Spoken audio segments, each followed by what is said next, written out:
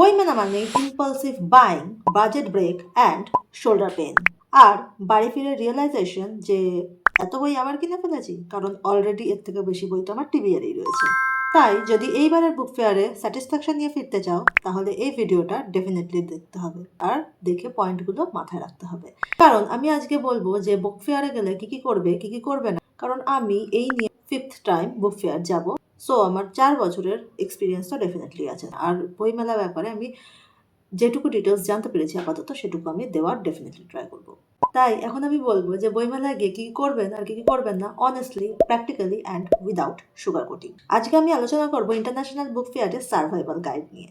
প্রতি বছর আমি বইমেলা যাই এক্সাইটমেন্ট নিয়ে, কিন্তু বাড়ি ফিরি একটা চরম ডিসস্যাটিসফ্যাকশন নিয়ে, আর সাথে ব্যাংক পেন তো রয়েছে। ভিডিওটা স্পেশালি বিগিনার্সদের জন্য, আর যারা বুক লাভার তারাও ডেফিনেটলি এটা থেকে অনেক হেল্প পাবে। So, hi everyone, this is Mistress World and you're of course watching Mistress World with another interesting video. If you are new here, please do subscribe, and if you're not new, please take lots of positivity and love for my site. এইবারে কিন্তু 49th Kolkata international book fair, আর এটা চলবে 22nd জানুয়ারি থেকে 3rd ফেব্রুয়ারি পর্যন্ত। আর এটা হচ্ছে করুণাময়ী গ্রাউন্ডে। আমি অনেকগুলো ট্রাভেলের রাস্তায় বলে দিতে পারি, যে যেখানে থাকে সেখান থেকে যদি বাস ধরে করুণাময়ী স্টপেজে নামলেই একদম সামনেই গ্রাউন্ড। আর যদি কেউ ট্রেনে আসে বাই ট্রেন, তাহলে বিধাননগর স্টেশনে নেমে সেখান থেকে কিন্তু অটো পাওয়া যায়। আর যদি কেউ মেট্রোয় আসতে চায় শিয়ালদা থেকে বা হাওড়া থেকে, এখন মেট্রো বিভিন্ন জায়গা থেকে কানেক্ট করে দেওয়া হয়েছে, সো তারা কিন্তু মেট্রোয় করুণাময়ী স্টপেজে নেমে সেখান থেকে করুণাময়ী বা সেন্ট্রাল পার্ক দুটোই ওখান থেকে অ্যাভেল করা যাবে বইমেলা। সো যে কোনো একটা মেট্রোতে নেমে তারপর যেদিকে ভিড় যাচ্ছে ওদিকে গেলেই মনে হয় পেয়ে যাওয়া যাবে। আমি এবার যতদূর শুনেছি যে মেট্রোর টিকিট কিন্তু বইমেলার ভিতরেও পাওয়া যাচ্ছে, তো সেই লাইনটা আর থাকবে না। আর এমনিতেও এখন মেট্রোর টিকিট কাটার ঝামেলা অনেকটাই কমে গেছে, কারণ অ্যাপের সুবিধাটা পাওয়া গেছে। সো আচ্ছা, এর থেকে বেশি যদি আমি কিছু জানতে পারি আমি ডেসক্রিপশানে ডেফিনেটলি অ্যাড করে দেবো, কারণ অনেক নতুন নতুন নিউজ এখন বেরোচ্ছে। তো ডেসক্রিপশানটা একটু চেক করে দেবেন, আর যদি কিছু জানার থাকে তো আমাকে কমেন্ট করতে পারো, তো ওখান থেকে আমি যদি জানি তো আমি বলে দেওয়ার ট্রাই করবো। তো প্রথমেই আমি বলবো যে পয়েন্টটা, সেটা হচ্ছে fix your budget and do not overshop. কারণ একটু এদিক ওদিক হলেই কিন্তু বুক ফেয়ার আপনাকে কন্ট্রোল করতে শুরু করবে, কারণ আপনি আর বুক ফেয়ারকে কন্ট্রোল করতে পারবেন না। আর এমনিতেই আমাদের বুক শেলফে কিন্তু প্রচুর বই পড়ে রয়েছে। সো যেটুকু কিনবেন মনে করবেন যে ওখান থেকে যতটুকু পড়তে পারবেন বা যেটুকু প্রয়োজন সেটুকুই কেনার।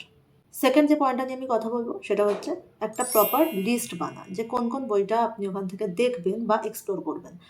আর ওখানে আমি যতদূর শুনেছি গিল্ডের যতটুকু নির্দেশ রয়েছে যে 10%-এর বেশি কিন্তু ওখান থেকে কেউ ডিসকাউন্ট দেবে না।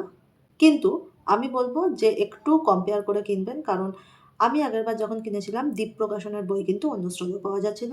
সো যদি বই কিনতে হয় 2-3টে দোকান কম্পেয়ার করে তারপরে কিনবেন, কারণ অনেক সময় হয় একটু ছোট যে শপগুলো থাকে সেগুলো কিন্তু একটু বেশি ডিসকাউন্ট কখনো কখনো দিয়ে দেয়। আমি খুব একটা বার্গেন করতে পারি না, সো আমি তো করিনি। তবে আমি বইমেলার আগের বারের যেসব ভিডিওগুলো কোনো কোনো চ্যানেল দিয়েছিল তখন কিন্তু আমি দেখেছি তারা বেশ ডিসকাউন্টেই বইগুলো কিনেছে। অনেক সময় অনেক গ্রাফিক নভেলও কিন্তু অনেক কমেই পেয়ে গেছে। সো আমি বলবো যে একটু কম্পেয়ার করে কিনতে।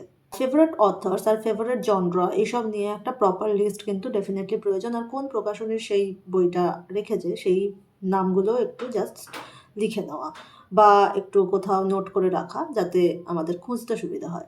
থার্ড পয়েন্ট হচ্ছে স্মল পাবলিশার্স যারা হয় বা লিটল ম্যাগাজিন, এটা কিন্তু অবশ্যই ভিজিট করতে হবে। লিটল ম্যাগাজিনে তো খুব ভালো ভালো বই পাওয়া যায়। আর স্মল পাবলিশার্স বলতে আমি একটা এরকম আবিষ্কার করেছিলাম ওখান থেকে, যে ভারত সাহিত্য কুটির এরকম কিছু নাম ছিল। আমার ওটা স্মল পাবলিশার্স ডেফিনেটলি নয়, ওখানে কিন্তু বেশ ভালো ভালো বই ছিল।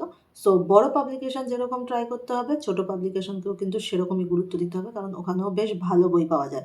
আর আমরা যেহেতু ওখানে গিয়ে বই ঘেঁটে দেখে নিতে পারি, সো এটা কিন্তু একটা খুব হিউজ চান্স যে আমরা কীরকম বই পছন্দ করি সেগুলোকে দেখে ভালো করে নেওয়ার। নেক্সট আমি যে পয়েন্টটা বলবো সেটা কিন্তু খুব ইম্পর্টেন্ট।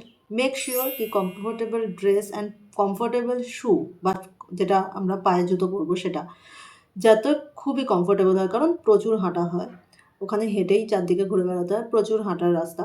সো কমফোর্টেবল ড্রেস আর কমফোর্টেবল জুতো যদি না পরা হয়ে থাকে তো ভীষণ অসুবিধা। আমি একবার এরকম হিলস পরে গেছিলাম, তো বুঝতেই পারছো আমার পায়ের কী অবস্থা আছে, আমি আর বলতে চাই না। সো তারপর থেকে আমি স্নিকার্স পরারই ট্রাই করি, যেটা যার কমফোর্টেবল মনে হয় তো সেরকম কিছু জুতো অবশ্যই পড়ার ট্রাই করবে। আর ডেফিনেটলি সঙ্গে কিন্তু একটা ব্যাগ রাখবে। নেক্সট আমি যে পয়েন্টটা নিয়ে কথা বলবো সেটা হচ্ছে এক্সপ্লোর আদার্স জনরা।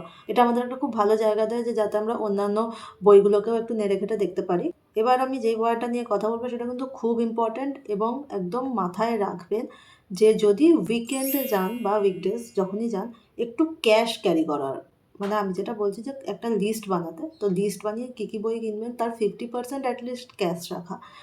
কারণ আমার একবার এরকম হয়েছে যে আমি কোনো একটা স্টলে গিয়ে আমি বই নিয়েছি, সিলেক্ট করেছি, কিন্তু তারপরে জাস্ট আমি অনলাইন পে করতে পারিনি বলে বইটা কিনিনি, কিনতে পারিনি রাদার। খুব সম্ভবত এর আগের বছর, তার আগের বছর 2024, সেই জন্য 2025-এ কিন্তু আমি উইকডেজে গেছিলাম। উইকডেজ কম্পারেটিভলি অনেক ফাঁকা থাকে, আর উইকেন্ডে আমি ওই 2024-এ একবার গেছিলাম, তাতে প্রচণ্ড ক্রাউড থাকে। আর সেই ক্রাউডের জন্যই কিন্তু অ্যাকচুয়ালি ওদের সব সিস্টেম কাজ করা বন্ধ করে দিয়েছিল। জাস্ট কিছু ক্যাশ রাখা, এটা কিন্তু খুব ইম্পর্টেন্ট। আর একটা কাজ আমি বলবো ডেফিনেটলি করতে, যে একজন কোনো বন্ধু বা ফ্যামিলি মেম্বারকে বলে রাখা যাতে অনলাইন ট্রান্সফার করে বা কিছু, কারণ ওটা কিন্তু খুব মানে ক্যাশ নিয়ে একটা কিন্তু প্রবলেম আমি পড়েছি। তো তখন থেকে আমি খুবই অ্যালার্ট থাকি যে যাতে আমার এই ক্যাশ নিয়ে আর প্রবলেম না হয়, যাতে আমি যে বইটা সিলেক্ট করেছি সেটা যেন আমি কিনে আনতে পারি। আমি যেবারের কথা বলছি সেবারে কিন্তু কোনো রকম নেটওয়ার্কে তখন কাজ করছিল না। ইনফ্যাক্ট আমি যদি কোনো বইয়ের দাম কম্পেয়ার করতে চাইছিলাম তখনও আমাকে বাড়িতে ফোন করে বা ভাই বা কাউকে ফোন করে আমাকে বলতে হচ্ছিল যে কত কি দেখাচ্ছে অ্যামাজন বা ফ্লিপকার্টে, তারপরেই আমি দেখতে পাচ্ছিলাম। সো সেটা একটা হিউজ প্রবলেম হয়েছিল আমার। তারপর আমি যে পয়েন্টটা বলবো সেটা হচ্ছে select your parents or family members or friends wisely. যদি কেউ চাও যে বইমেলায় ফ্রেন্ডসদের বা কারোর সাথে যাবে, তাহলে কিন্তু একটু বিবেচনা করে, কারণ বই ভালোবাসে না এরম লোকের সাথে বইমেলা গেলে কিন্তু একদম কি মাটি হয়ে যাবে সেটা আর কিছু বলার নয়।